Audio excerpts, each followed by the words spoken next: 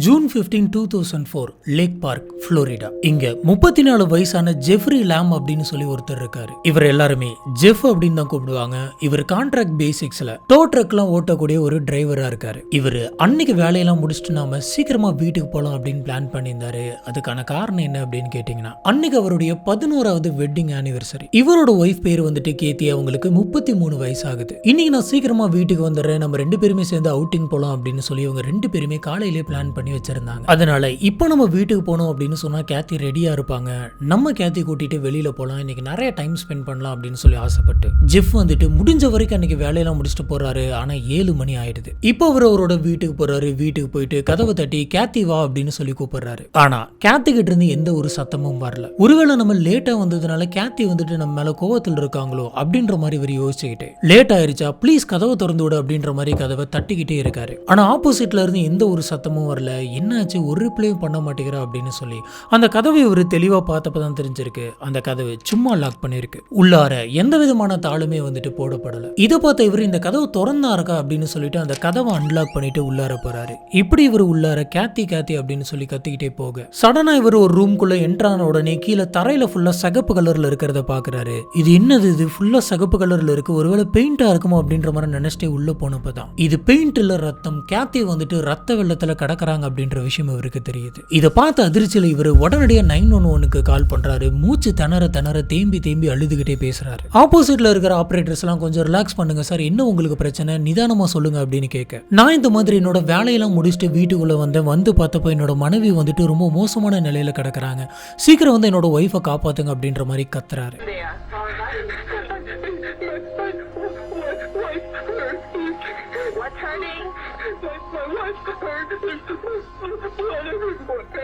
இவர் இந்த காலை பண்ண அடுத்த கொஞ்ச நேரத்திலே வந்து பாத்தீங்கன்னா போலீஸ் ஆபீசர்ஸ், டாக்டர்ஸ் எல்லாருமே வந்துட்டு அந்த வீட்டுக்கு வராங்க. இப்படி வந்தவங்க கேத்தியை வந்துட்டு செக் பண்ணி பாக்குறாங்க. செக் பண்ண உடனே அவங்க சொல்லிடுறாங்க, கேத்தி வந்துட்டு இறந்து ரொம்ப நேரம் ஆகுது அப்படின்னு. இதை கேட்டு ஜெஃப் வந்துட்டு அதே இடத்துல கதறி கதறி அழுகிறாரு. அவரும் மயக்கம் போட்டு விழுகிறாரு. ஆனிவர்சரியை செலிப்ரேட் பண்ணலாம் அப்படின்னு ஆசையா வந்து அவரு அன்னைக்கு அவங்க ஒய்ஃபுடைய இறுதி சடங்கை தான் பண்ண முடிஞ்சது. கேத்திக்கு என்னாச்சு, எதனால கேத்தியை இவ்வளவு கொடூரமா கொலை பண்ணாங்க, கேத்தியை கொலை பண்ணது யாரு, என்ன காரணத்தினால இந்த கொலையை பண்ணணும். ஹலோ ஃப்ரெண்ட்ஸ், நான் உங்க சாமி. Welcome to this part.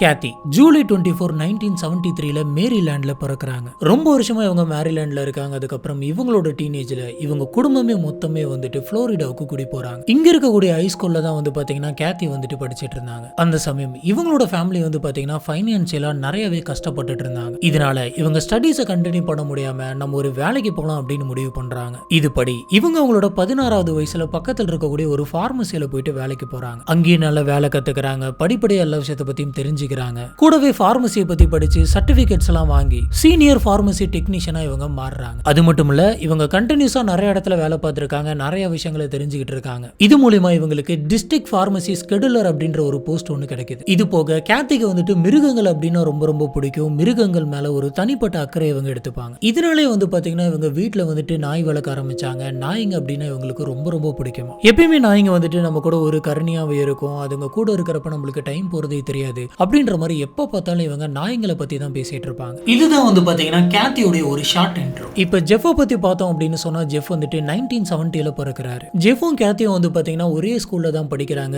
ஜெஃபோட Ketti வந்துட்டு சின்ன பொண்ணு. இருந்தாலும் இவங்களுக்குள்ள ஏஜ் டிஃபரன்ஸ் இல்லாத ஒரு நல்ல ஃப்ரெண்ட்ஷிப் வந்துட்டு இருந்தது. இதுக்கப்புறம் இவங்க லவ் பண்ண ஆரம்பிச்சாங்க. ரெண்டு பேருமே கல்யாணம் பண்ணிக்கலாம் அப்படின்னு சொல்லி முடிவு பண்ணி ஜூன் 15, 1993ல இவங்க ரெண்டு பேருமே கல்யாணம் பண்ணிக்கிட்டு ரொம்ப ரொம்ப சந்தோஷமா இருந்தாங்க. இவங்களுக்குன்னு சொல்லிட்டு குழந்தைங்க யாரும் இல்ல. இதுதான் ஜெஃபோடைய இன்ட்ரோ. இவங்க ரெண்டு பேருமே சேர்ந்து ரொம்பவே சந்தோஷமா தான் வாழ்ந்துட்டு இருந்தாங்க. எல்லாமே நல்லா தான் போயிட்டு இருந்தது. இப்படி இவங்க கல்யாணம் பண்ணி 11 வருஷம் ஆகுது. அன்னைக்கு தான் இந்த கேஸோட ஸ்டார்டிங்லயே நம்ம பார்த்த மாதிரி அந்த வீட்டுக்குள்ள கேத்தி வந்துட்டு ரத்த வெள்ளத்துல இறந்து கிடந்தாங்க. போலீஸ் ஆபீசர்ஸ் கேத்தியோடைய சடலத்தை பிரேத பரிசோதனைக்கு அனுப்பி வைக்கிறாங்க. பொதுவாகவே ஒரு கப்பல்ல ஒருத்தங்க இறந்து போனாங்க அப்படின்னு சொன்னா இன்னொருத்தங்க மேலதான் சந்தேகம் வரும். இப்ப இங்க ஒய்ஃப் இறந்திருக்காங்க அப்படின்றப்ப போலீஸ் ஆபீசர்ஸ் எல்லாத்தோட சந்தேகமும் அவங்களோட ஹஸ்பண்டான ஜெஃப் மேலதான் இருந்தது. இப்ப இவங்க ஜெஃபை கூப்பிட்டு விசாரிக்கிறாங்க. விசாரிச்சு பார்த்ததுல ஜெஃப் மேல மேல எந்த ஒரு தப்புமே இல்லை அப்படின்ற மாதிரி இவங்களுக்கு தெரியுது. இந்த சமயத்துல தான் வந்து பாத்தீங்கன்னா கேத்தியோடைய பிரேத பரிசோதனை ரிப்போர்ட் வருது. அந்த ரிப்போர்ட்ல கேத்தியோடைய உடம்பு ஃபுல்லா எக்கச்சக்கமான காயங்கள் இருக்கு அப்படின்னு சொல்றாங்க. இதை வச்சு பாக்குறப்ப இவங்களை யாரோ ஒருத்தங்க ரொம்ப கொடூரமா அடிச்சு கொலை பண்ணிருக்காங்க. இதுல கேத்தியோட தலையில ரொம்ப பலமா அடிபட்டிருக்கு. அப்படி அவங்க தலையில அடிபட்டதுனாலதான் அவங்க இறந்திருக்காங்க அப்படின்னு ரிப்போர்ட் சொல்லுது. அவங்க தலையில ஹெக்ஸகன் ஷேப்ல ஏதோ ஒண்ணு வச்சு பயங்கரமா தாக்கியிருக்காங்க. இப்படி ஓங்கி அடிச்சதுல அவங்களோட தலையில இருந்து ரத்தம் சதறி இருக்கு. ரிப்போர்ட் படி இந்த கொலை சாயந்தரம் 4 இருந்து 5 மணிக்குள்ள தான் நடந்திருக்கணும் அப்படின்னு சொல்றாங்க. இப்போ போலீஸ் ஆபீசர்ஸ் வந்துட்டு விசாரணையை ஸ்டார்ட் பண்றாங்க. அதுக்கு முன்னாடி இந்த வீட்டுக்குள்ள எதனாச்சும் எவிடன்ஸ் கிடைக்குதா அப்படின்னு பாக்குறாங்க. இப்போ ஒரு ஃபாரன்சிக் டீம் வந்துட்டு அந்த வீட்டை ஃபுல்லா சர்ச் பண்றாங்க. அங்க இருக்கக்கூடிய ரத்தத்தெல்லாம் வந்துட்டு டெஸ்ட் பண்றாங்க. இதுல கேத்தியோட ரத்தம் இல்லாம வேற எதனாச்சும் கொலைகாரனுடைய ரத்தம் இருக்கா அப்படின்னு சொல்லி டெஸ்ட் பண்ணி பாக்குறாங்க. இப்படி இவங்க டெஸ்ட் பண்ணி பார்த்ததுல அந்த வீட்டுக்குள்ள கேத்தியோட ரத்தம் இல்லாம இன்னும் வித்தியாசமான 3 பிளட் சாம்பிள்ஸ் கிடைக்குது. கேத்தியோட ரத்தத்தோட சேர்த்து மொத்தம் 4 பிளட் சாம்பிள், 1 கேத்தி, அப்ப மீதி 3 யாரோடது அப்படின்னு சொல்லி சர்ச் பண்ணி பாக்குறாங்க. இப்படி சர்ச் பண்ணதுல டாக்டர்ஸ்க்கு ஒரு ஷாக்கிங்கான விஷயம் தெரிய வருது. அது என்ன அப்படின்னு பாத்தீங்கன்னா அந்த 3 பிளட் சாம்பிளுமே வந்துட்டு மிருகங்களுடைய பிளட் சாம்பிள். அது 3மே நாய்களோடது. தங்கியிருக்க வீட்டுக்குள்ள கொலை நடந்த அந்த சமயத்துல எப்படி 3 நாய்களோட ரத்தம் வந்துட்டு அந்த இடத்துல சிந்தி இருக்கும். இது ரொம்ப வித்தியாசமா இருக்கு அப்படின்னு சொல்லி இவங்க தேடிக்கிட்டே அந்த வீட்டுக்கு பின்னாடி போய் பார்த்தப்ப அந்த வீட்டுக்கு பின்னாடியும் சில ரத்த கரைகள்லாம் இருக்கிறத இவங்க பாக்குறாங்க. இப்போ போலீஸ் ஆபீசர்ஸ் என்ன யோசிச்சாங்க அப்படின்னு பாத்தீங்கன்னா கேத்திக்கு வந்துட்டு நாய்ங்க பிடிக்கும் அப்படின்னு சொல்லி எல்லாருக்குமே தெரியும். இந்த நாய்ங்க ஒருவேளை கேத்தி வளர்த்துற நாய்ங்களா இருக்குமோ அப்படின்னு சொல்லிட்டு அந்த வீடு ஃபுல்லா அந்த நாய்ங்க இருக்கா அப்படின்னு செக் பண்ணி பாக்குறாங்க. இப்படி போய் பார்த்தப்ப கார்டன்ல 2 நாய் வந்துட்டு ரொம்ப மோசமான நிலைமையில அடிபட்டு இறந்து கிடக்கிறத பாக்குறாங்க. அந்த 2 நாயோட பேரு ஃப்ரிஸ்கி அப்புறம் ஆல்ஃபி. இந்த 2 நாய்ங்க மேல கேத்தி வந்துட்டு ரொம்பவே பாசமா இருந்தாங்க. அந்த 2 நாய்களையும் தன்னோட குழந்தை மாதிரி பார்த்துப்பாங்க. கேத்தி வீட்டுல இருந்தாங்க அப்படின்னு சொன்னா எல்லா சமயமே அந்த நாய்ங்க 2மே அவங்க கூடவே தான் இருக்கும். இப்ப போலீஸ் ஆபீசர்ஸ்க்கு கிடைச்ச அந்த பிளட் சாம்பிளோட இந்த 2 நாய்ங்க பிளட் சாம்பிளையும் செக் பண்ணி பார்த்தப்ப இந்த 2 நாய்ங்களோட பிளட் சாம்பிள் தான் அது அப்படின்னு சொல்லி 100% கன்ஃபார்ம் ஆகுது. இப்ப அந்த 3வது பிளட் சாம்பிளோட நாய் எங்க? இந்த சமயம் தான் அந்த வீட்டுக்குள்ள ஒரு கூண்டு இருக்கிறத பாக்குறாங்க. அந்த கூண்டுக்குள்ள ஒரு நாய் வந்துட்டு ரத்த காயத்தோட படுத்திருக்கு. உடனே அந்த நாயோட பிளட்டையும் எடுத்து டெஸ்ட் பண்ணி பார்த்தப்ப அந்த 3வது பிளட் சாம்பிள் இந்த நாயோட தான் அப்படின்னு தெரியுது. இதோட உடம்புல இருக்கக்கூடிய காயங்கள், இந்த பிளட் சாம்பிள், இது எல்லாத்தையுமே வச்சு பாக்குறப்ப கேத்தி அப்புறம் அந்த 3 நாய்ங்க இவங்களோட உடம்பெல்லாம் வந்து பாத்தீங்கன்னா ஒரே சமயத்துல தான் காயம் ஏற்பட்டிருக்கணும் அப்படின்ற மாதிரி போலீஸ் சொல்றாங்க. அப்படின்னா கேத்தியோடைய கொலை நடந்த அந்த சமயத்துல அந்த 3 நாய்களும் வந்துட்டு அந்த இடத்துல தான் இருந்திருக்கு. ஒருவேளை கொலை பண்ண வந்த அந்த சமயத்துல அந்த கொலைகாரனை தடுக்கிறதுக்காக கூட தன்னோட ஓனரை காப்பாத்துறதுக்காக கூட அந்த நாய்ங்களாம் வந்திருக்கலாம். கொலை பண்ண வந்தவன் கேத்தியை கொலை பண்ணிட்டு இந்த நாய்களையும் கொண்டுட்டு போயிருக்கணும். ஆனா ஏன் கொலைகாரன் வெறும் 2 நாயை மட்டும் கொலை பண்ணிட்டு இந்த நாயை கொலை பண்ணாம கூண்டுக்குள்ள வச்சுட்டு போயிருக்கணும்? அப்ப இந்த 3வது நாய் யாரோடது அப்படின்னு சொல்லி விசாரிச்சப்பதான் அந்த 3வது நாய் ஜெஃபோடது அப்படின்னு தெரியுது. இந்த நாயை வந்து பாத்தீங்கன்னா ஜெஃப் தான் வளர்த்திருக்காரு.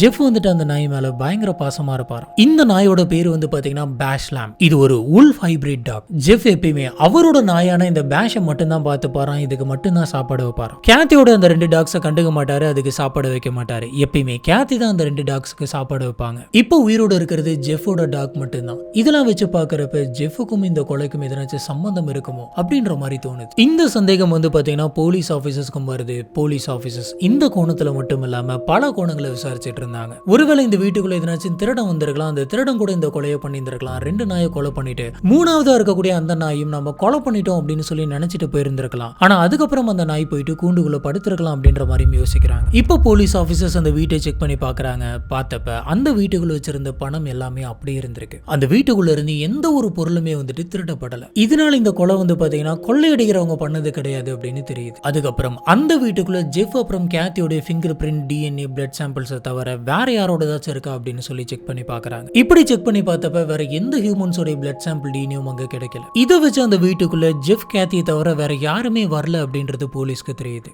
ஒருவேளை வந்தவன் உன்னோட டிஎன்ஏ தடயம் எதுவுமே மாட்டிடக்கூடாது அப்படின்னு சொல்லி ரொம்ப ப்ரிப்பேர்டா வந்து கூட இந்த கொலையை பண்ணிட்டு போயிருக்கலாம். போலீஸ் ஆபீசர்ஸ் ஜெஃப் மேல சந்தேகப்பட்டு ஜெஃபை விசாரிக்கலாம் அப்படின்னு சொல்லி நிறைய டைம் ட்ரை பண்றாங்க. அவங்க மனைவி இறந்து போன அந்த சோகத்திலே பயங்கரமா மனசொடிஞ்சிருந்தாரு. பயங்கரமா அழுதுகிட்டே தான் இருந்தாரு. இப்படி இவ்வளவு எமோஷனலி டவுனா இருக்கக்கூடிய ஒருத்தரை நம்ம விசாரிக்க வேணாம் அப்படின்னு சொல்லி ஒவ்வொரு தடவையும் அந்த விசாரணை இவங்க தள்ளி போட்டே போனாங்க. ஒரு கட்டத்துல விசாரிக்காமலே விட்டுட்டாங்க. போலீஸ் ஆபீசர்ஸ்க்கு இப்ப வரைக்கும் கிடைச்ச இந்த குழுவை தவிர வேற எந்த குழுவுமே கிடைக்கல.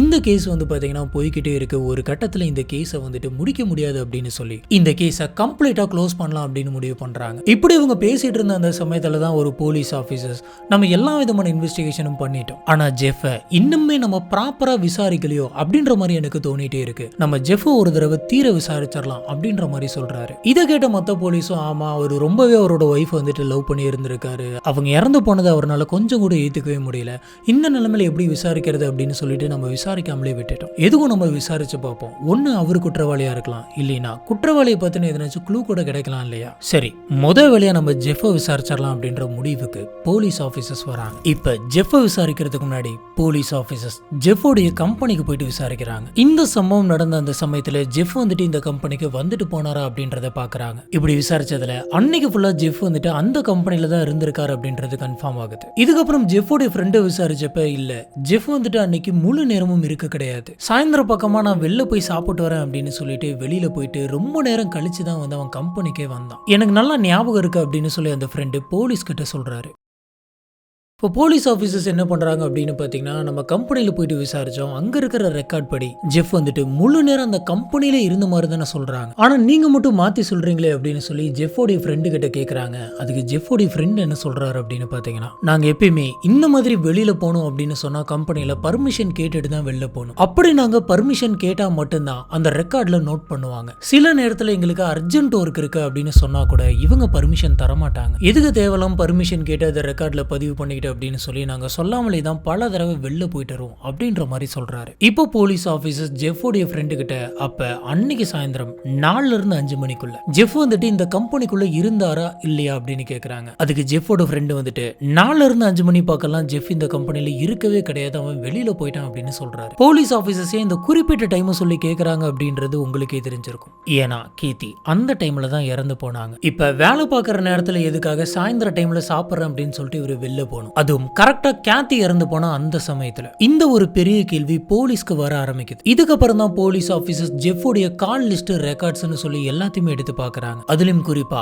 அன்னைக்கு சாயந்தரம் 4 இருந்து 5 மணிக்குள்ள ஜெஃப் வந்துட்டு எங்க இருந்தாரு, எந்த சிக்னல் ரேஞ்சுக்குள்ள அவரோட போன் இருந்திருக்கு அப்படின்றத செக் பண்றாங்க. இவருடைய போன் சிக்னல் வந்து பாத்தீங்கன்னா அந்த சாயந்தர டைம்ல அவர் வீட்டுக்கு பக்கத்தில் இருக்கக்கூடிய டவர்ல தான் கனெக்ட் ஆயிருக்கு. ஆனா இந்த ஒரு விஷயத்தை மட்டும் வச்சு இவர் தான் கொலை பண்ணிருப்பாரு அப்படின்னு சொல்லி சொல்ல முடியாது. அது மட்டும் இல்லாம இந்த மாதிரியான டவர் சிக்னல்ஸ் எல்லாம் வந்து பாத்தீங்கன்னா சுத்தி இருக்கக்கூடிய 5 கிலோமீட்டருக்கு அதுக்கு ஏத்த மாதிரியான ரேஞ்சில் கிடைச்சிட்டு இருக்கும். இவரு அந்த ரேஞ்சுக்குள்ள எங்க வேணா இருந்திருக்கலாம், அந்த ரேஞ்சுக்குள்ள இவரோட வீடு இருக்கு அப்படின்ற ஒரே காரணத்தினால இவர் அன்னைக்கு வீட்டுக்குள்ள தான் இருந்திருப்பாரு அப்படின்றத சொல்ல முடியாது. இதனால போலீஸ் ஆபீசர்ஸ் ஜெஃபோடைய சாம்பிள்ஸ், பயோமெட்ரிக் எல்லாத்தையுமே எடுக்கிறாங்க. அவருடைய finger print, blood sample, DNA sample, retina, facial recognition, urine sample அப்படின்னு சொல்லி ஒண்ணு விடாம இருக்கிற எல்லாத்தையுமே எடுக்கிறாங்க. ஏன்னா இந்த விஷயங்களை டெஸ்ட் பண்றது மூலமா எதனாச்சும் ஒரு விஷயம் தெரிய வரும் அப்படின்னு அவங்க நினைச்சாங்க. இந்த சமயம் தான் போலீஸ் ஆபீசர்ஸ் வந்துட்டு ஜெஃபோடைய வீட்டுக்குள்ள துவைக்காம இருக்கக்கூடிய சில துணிகளை பாக்குறாங்க. அந்த ட்ரெஸ் எல்லாம் எடுத்துட்டு போயிட்டு நாங்க டெஸ்ட் பண்ணோம் அப்படின்னு சொல்லி அங்க இருக்கக்கூடிய துணி எல்லாத்தையுமே எடுத்துட்டு போனாங்க, முக்கியமா பேண்ட்டுகளை. அவங்க என்ன நினைச்சாங்க அப்படின்னு பாத்தீங்கன்னா,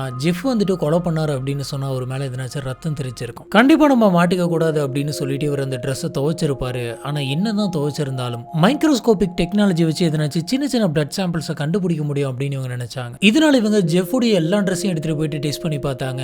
இவங்க யோசிச்ச மாதிரி இவருடைய ஒரு பேண்ட்ல வந்துட்டு ஒரு சின்ன பிளட் சாம்பிள் வந்துட்டு கிடைச்சிருக்கு. அதுவும் இந்த பிளட் வந்து பாத்தீங்கன்னா சாதாரணமா பட்ட மாதிரி இல்ல, தெரிச்சுதான் இவரோட பேண்ட்ல விழுந்த மாதிரி இருந்திருக்கு. இந்த ட்ரெஸ்ஸை டெஸ்ட்டுக்கு எடுத்துட்டு போறதுக்கு முன்னாடி ஜெஃப் கிட்ட உங்களோட ட்ரெஸ் எல்லாம் நாங்க எடுத்துட்டு போறோம், போயிட்டு நாங்க செக் பண்ண போறோம் அப்படின்னு சொல்லியிருப்பாங்க. ஆனா அதுக்கு ஜெஃப் கிட்ட இருந்து பெருசா எந்த ஒரு ரியாக்ஷனுமே வந்திருக்காது. அப்படியா சரி எடுத்துட்டு போங்க அப்படின்ற மாதிரி ரொம்பவே கேஷுவலா சொல்லியிருப்பாரு. இதை பார்க்கும் போதே போலீஸ் ஆபீசர்ஸ்க்கு இவ்வளவு கேஷுவலா ஒருத்தர் சொல்றாரு, ஒருவேளை உண்மையாலுமே ஒரு மேல தப்பு இல்லையோ அப்படின்னு தோணுது. இப்போ பேண்ட்ல கிடைச்ச அந்த பிளட் சாம்பிள் வந்துட்டு கேத்தியோடதா அப்படின்றத டெஸ்ட் பண்ணி பார்க்கறதுக்காக அந்த பிளட் சாம்பிளோட மேட்ச் பண்ணி பார்க்குறாங்க. இப்படி பார்த்ததுல இது ரெண்டுமே வந்து பார்த்தீங்கன்னா 100% மேட்ச் ஆகுது. ஆனா இதையும் ஒரு ஆதாரமா வச்சு கோர்ட்ல வாதாட முடியாது. ஏன்னா இவங்க 2 பேருமே ஒரே வீட்டில் தங்கி இருந்திருக்காங்க.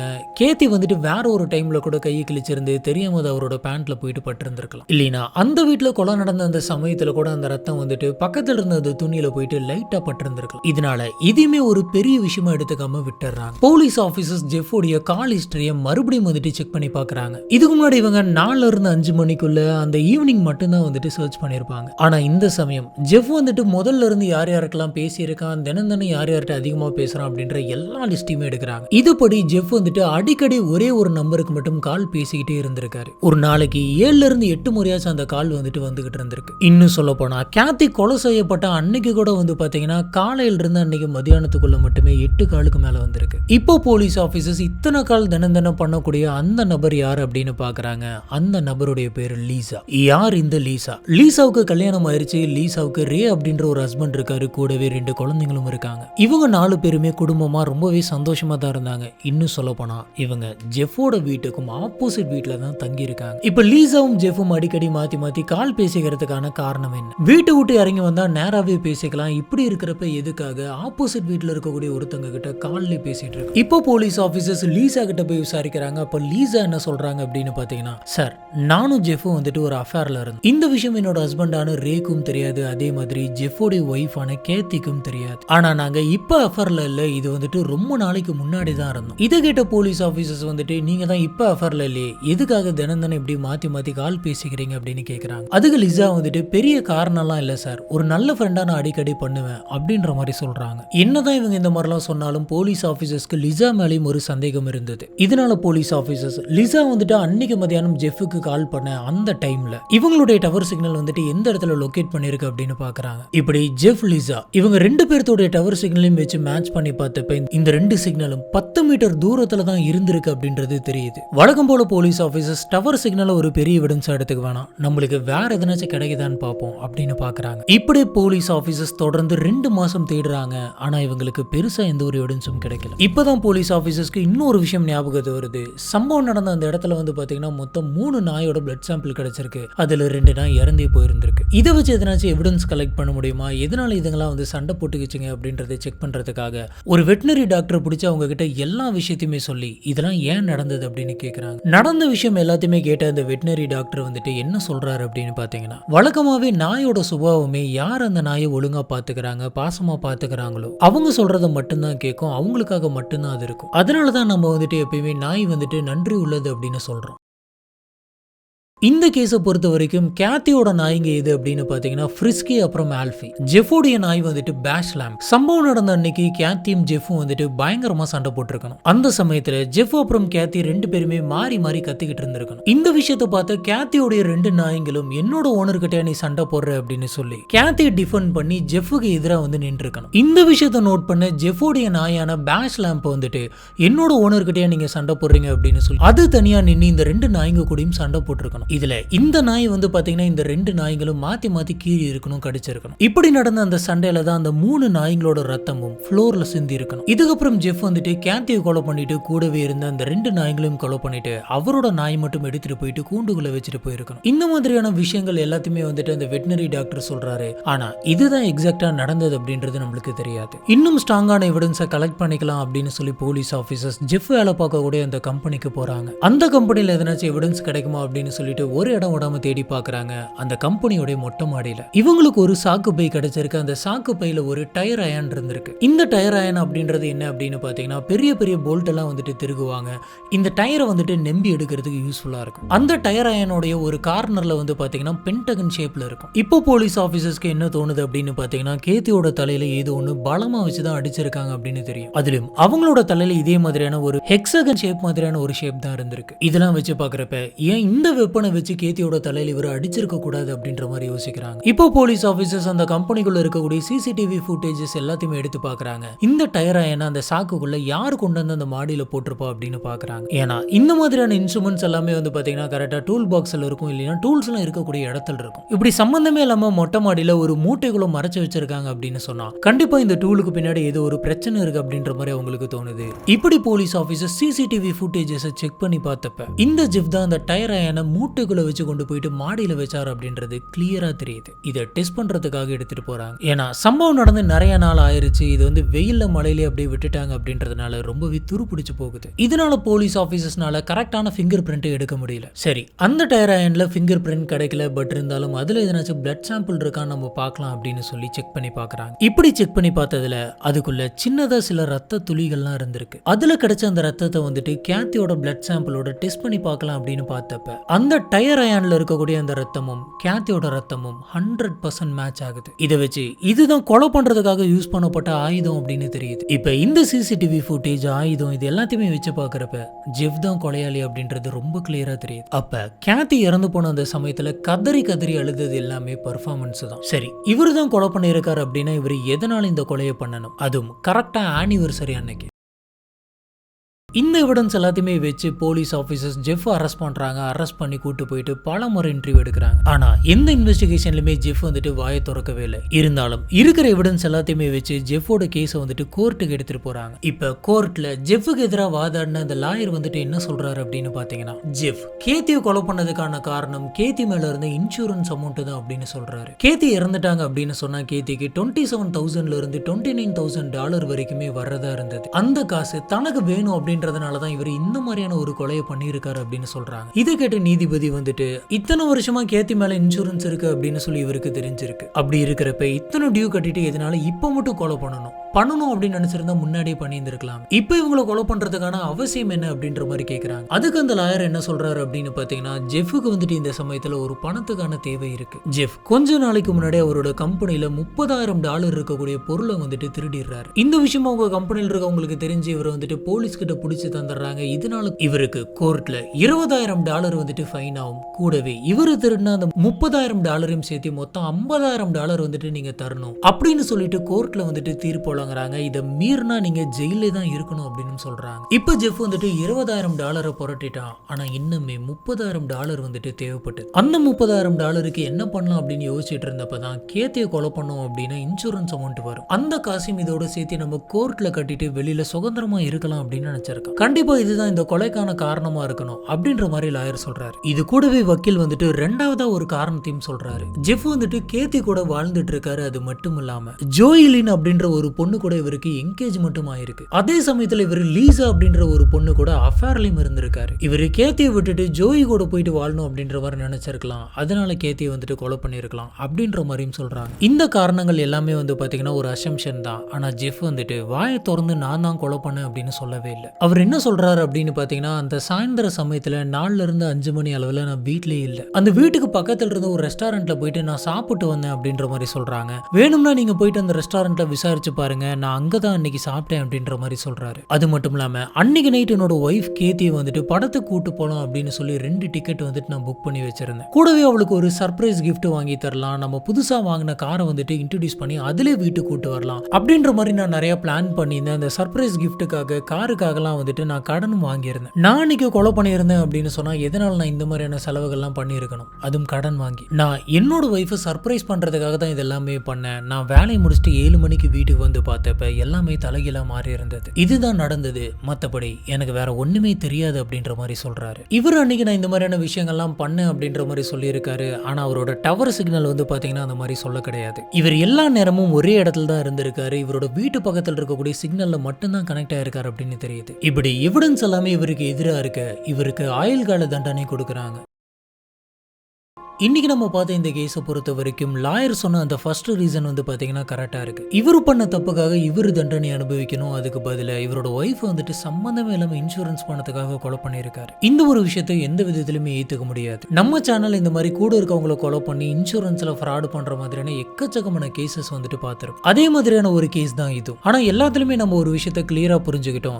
என்னதான் இந்த மாதிரியான ஃபோர்ஜரி பண்ணாலும் கடைசியில அவங்க ஜெயிலுக்கு தான் போயிருக்காங்க. அவங்களும் அதுக்கப்புறம் ஒன்றும் நிம்மதியா இருக்க கிடையாது. கொலை பண்ணி இன்சூரன்ஸ் அமௌண்ட் வச்சு ஃபைனை கட்டிட்டோம் அப்படின்னு சொன்னா நம்ம ஜெயிலுக்கு போக வேணாம் அப்படின்ற மாதிரி இவன் நினைச்சிருக்கான். ஆனா இவன் பண்ண கொலைனால ஆயுசுக்குமே வெளியில வர முடியாத மாதிரி ஜெயிலே இருக்கிற மாதிரியான தண்டனை இவனுக்கு கிடைச்சிருக்கு. இதுதான் இன்னைக்கு நம்ம பார்க்க இருந்த இந்த கேஸ். இந்த கேஸை பத்தி உங்களுக்கு என்ன தோணுது அப்படிங்கறத கீழே இருக்கக்கூடிய கமெண்ட் பாக்ஸ்ல மறக்காம ஸ்பாட் பண்ணுங்க. நம்ம அங்க வச்சு இதை பத்தி டிஸ்கஸ் பண்ணலாம்.